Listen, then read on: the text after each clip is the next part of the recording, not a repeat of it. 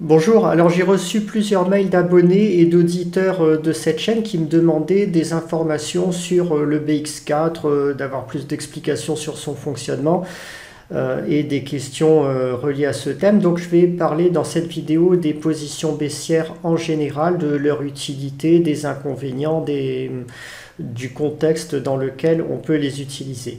Alors, un petit rappel de contexte avant, on est, je vous l'ai déjà dit dans les vidéos précédentes, dans une situation de marché qui sont extrêmement surévaluées.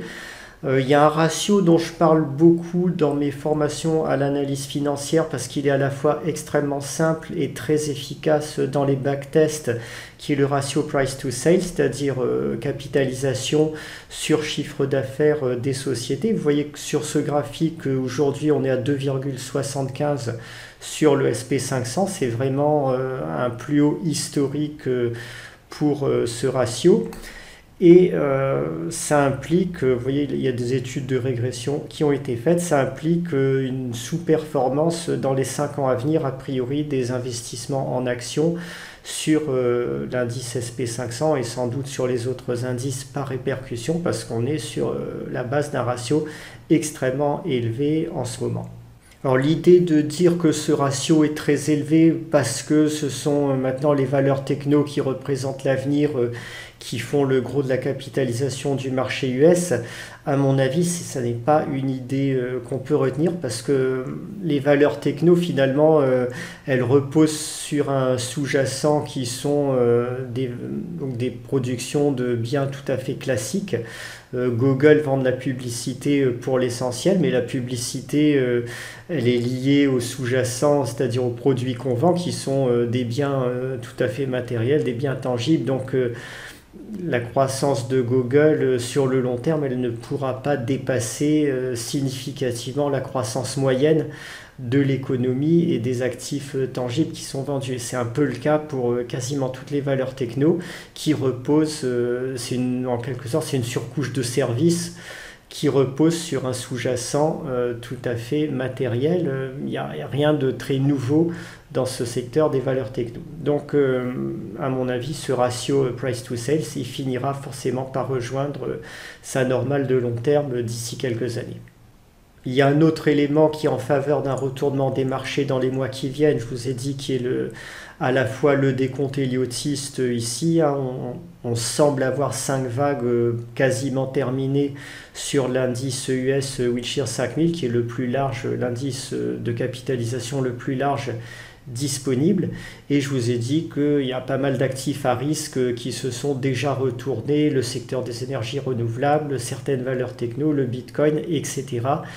Le secteur obligataire qui commence à donner des signes de faiblesse ici, qu'on fait des ratios entre obligations à risque et obligations qui ne sont pas à risque. Donc tout ça semble montrer qu'on a un début d'affaiblissement du marché. Bon, c'est à voir. Je ne pense pas qu'on ait de retournement violent au mois de juillet. C'est assez rare d'avoir de grosses ruptures de tendance en plein été. Ça peut arriver quand même, hein, mais ce n'est pas le plus probable. Mais à l'automne, ça pourrait se dégrader plus significativement, à mon avis. Donc dans ce contexte, comment on fait pour protéger les portefeuilles ?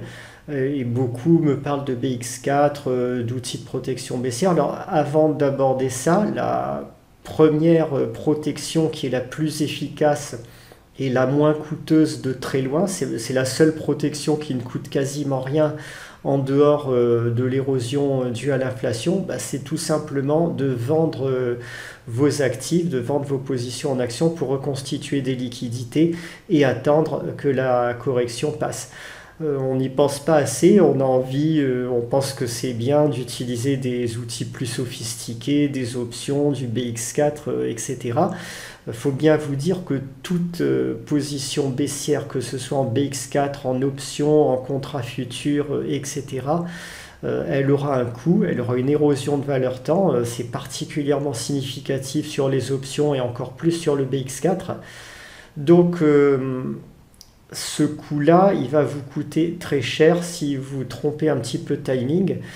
Alors que si vous vous contentez de vendre vos lignes d'action pour reconstituer des liquidités et attendre que ça se passe, dans le pire des cas, le marché vous donne tort, vous n'aurez rien perdu en dehors du fait que vous aurez raté une petite partie de hausse. Mais là-dessus, il n'y a pas d'érosion de valeur temps, donc c'est vraiment, à mon avis, la solution de très loin la plus intéressante. Et vraiment, on l'oublie beaucoup trop souvent. Pour moi, ça n'a absolument aucun sens de prendre des positions baissières si en face on a un portefeuille d'actions très liquide qu'on peut vendre rapidement. C'est simplement ajouter du surcoût au système. Et c'est pas intéressant parce qu'en général, les actions très liquides sont de toute façon très corrélées aux grands indices. Du coup, autant les vendre et les racheter ensuite dès qu'on pense que la correction est terminée ou que le marché nous a donné tort si ça ne se passe pas comme prévu. Donc voilà, ces positions de protection baissière, elles sont à utiliser dans quelques cas de figure qui sont en général minoritaire. C'est le cas de figure, et là je suis vraiment concerné, où on a dans son portefeuille une majorité d'actions de lignes de small mid caps qui sont peu liquides, qu'on va avoir du mal à vendre rapidement en l'espace de 15 jours, 3 semaines par exemple, dans de bonnes conditions. Ça c'est valable si on a de grosses lignes de small caps, donc là oui, on peut à ce moment là trouver une utilité à avoir des positions baissières.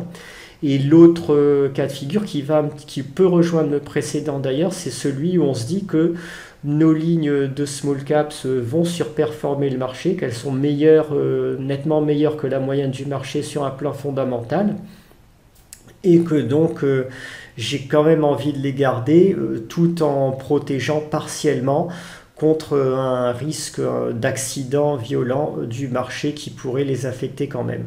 Et dans ces cas, on ne va pas prendre une protection totale. Si par exemple je suis investi à hauteur de 60% en small caps et que j'estime qu'elles vont nettement surperformer le marché tout en étant plus défensives, en offrant une bonne capacité de résistance à la baisse parce que par exemple elles ont une part importante de trésorerie nette dans leur bilan, j'en ai pas mal comme ça dans mon portefeuille.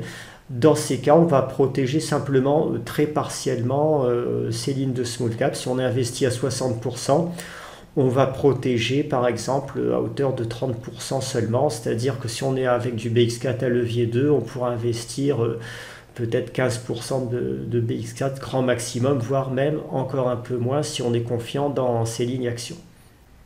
Donc voilà pour ces rappels généraux sur les positions de protection baissière. À n'utiliser que si vous avez des lignes de valeur peu liquides, que si vous ne pouvez pas faire autrement. Et sur des durées vraiment temporaires, on ne va pas prendre des positions baissières sur des durées de 2 ans, 3 ans comme ça en les laissant traîner indéfiniment parce que là l'érosion de valeur temps vous coûtera très cher. Donc il faut avoir en général des stratégies de swing trading dessus. On va les garder quelques semaines à 2-3 mois. C'est particulièrement vrai pour les positions en BX4. Pour les positions optionnelles ou type turbo put, on peut garder plus longtemps, on peut garder 6 mois, 1 an, mais en général pas plus. Alors je vais maintenant aborder dans cette vidéo la partie plus spécifique au BX4 parce qu'on m'a posé des questions sur cet outil. Alors je rappelle le principe de fonctionnement. Le BX4 est un tracker à levier 2, ça veut dire que si le CAC gagne 1%, vous perdez 2% sur votre BX4 et si le CAC perd 1%, vous gagnez 2% sur votre BX4. Alors dit comme ça a l'air tout simple. Il y a un gros inconvénient du BX4 qui est l'érosion de valeur temps. Alors il y a plusieurs facteurs qui provoquent cette érosion de valeur temps.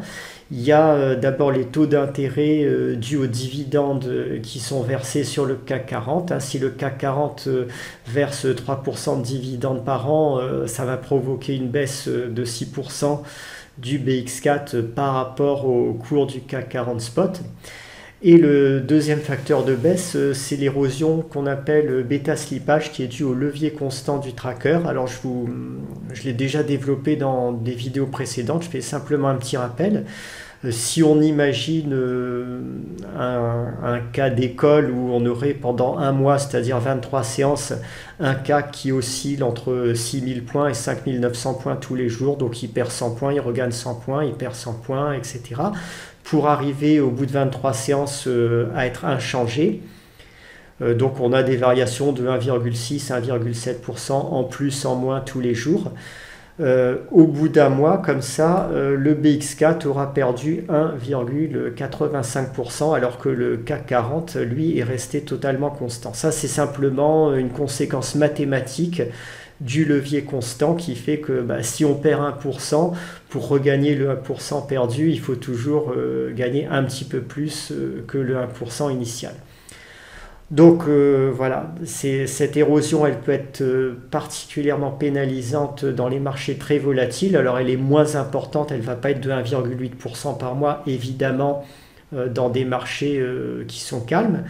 Mais bon, si on regarde par exemple ce qui s'est passé sur la période, sur les 2 derniers mois, j'ai pris en référence du 28 avril au 28 juin sur le CAC 40, vous voyez qu'on a eu quand même un canal de tendance assez régulier, on a eu peu de volatilité, on a une petite correction ici sur le mois de mai, une nouvelle petite correction ici entre le 15 et le 20 juin, mais ça reste des mouvements de très faible ampleur. Malgré cette volatilité, le CAC 40 a baissé de 6,05%, a monté de 6,05% sur la période, et le BX4, lui, il a perdu 12,9%, alors qu'à levier 2, il aurait dû perdre juste à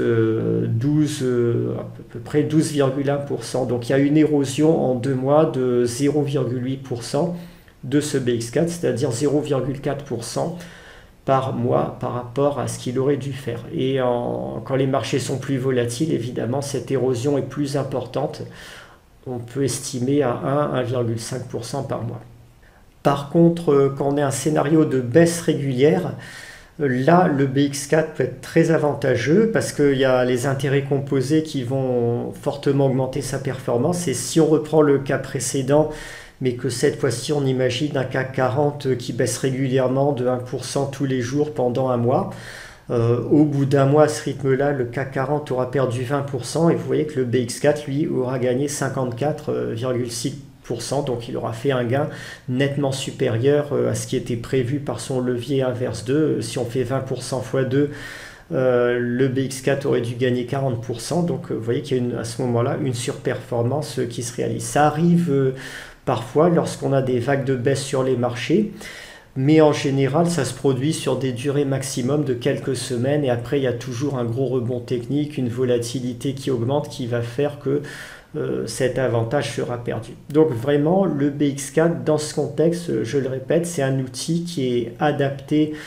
à la protection baissière ou carrément à la spéculation à la baisse si on l'utilise sur des durées qui vont aller on va dire de 3 semaines jusqu'à 2-3 mois, en général pas au-delà. Si vous voulez garder du BX4 pendant un an, en général la protection va vous coûter très cher, sera peu intéressante. Donc vraiment gardez bien en tête cette durée de 3 semaines à 2-3 mois qui peut être répétée. S'il y a un marché baissier qui dure 2 ans par exemple, on peut prendre plusieurs fois du BX4, faire plusieurs opérations de protection de 3 semaines, de 3 mois, mais à un moment, il faudra vendre pour acheter lorsque un rebond technique se produit pour optimiser la gestion de la ligne. Alors pour les stratégies optionnelles maintenant, qu'est-ce qu'il en est? On pourrait se dire tout simplement je peux avoir intérêt à prendre des options très en dehors de la monnaie sur une échéance longue, à échéance de 2-3 ans, pour protéger sans que ça me coûte très cher toutes mes positions investies en actions. Sur le papier, ce raisonnement il pourrait être intéressant, même s'il y a une perte de valeur temps liée aux stratégies optionnelles comme d'habitude. Le souci, c'est qu'il y a beaucoup d'investisseurs en ce moment qui ont cette entre guillemets bonne idée. Le SKU Index qui mesure un ratio entre le prix attendu, compte tenu de la volatilité du marché, des options très en dehors de la monnaie et leur prix réel. En ce moment, il est à un niveau, il est à un record historique absolu en fait. Ça veut dire qu'il y a beaucoup d'investisseurs qui cherchent à acheter des options en dehors de la monnaie, peut-être pour se protéger contre un risque de retournement de marché. Et on a eu dans le passé assez fréquemment des corrections qui ont suivi les pics de ce coût index. Donc en ce moment, en fait, les options en dehors de la monnaie sont chères par rapport au prix qu'elles devraient avoir compte tenu de la volatilité réelle du marché. Donc c'est là aussi, vous aurez quand même un coût significatif et c'est pas forcément une si bonne idée que ça, du coup, d'utiliser des stratégies optionnelles. Donc voilà pour ce point sur les outils de protection baissière et le BX4. N'oubliez surtout pas la solution la plus simple, la plus naturelle et la moins coûteuse si vous voulez vous protéger d'un retournement des marchés qui consiste à être liquide, à vendre vos positions qui peuvent être vendues facilement. C'est vraiment la première chose à faire avant d'envisager quoi que ce soit de plus sophistiqué en termes de position baissière.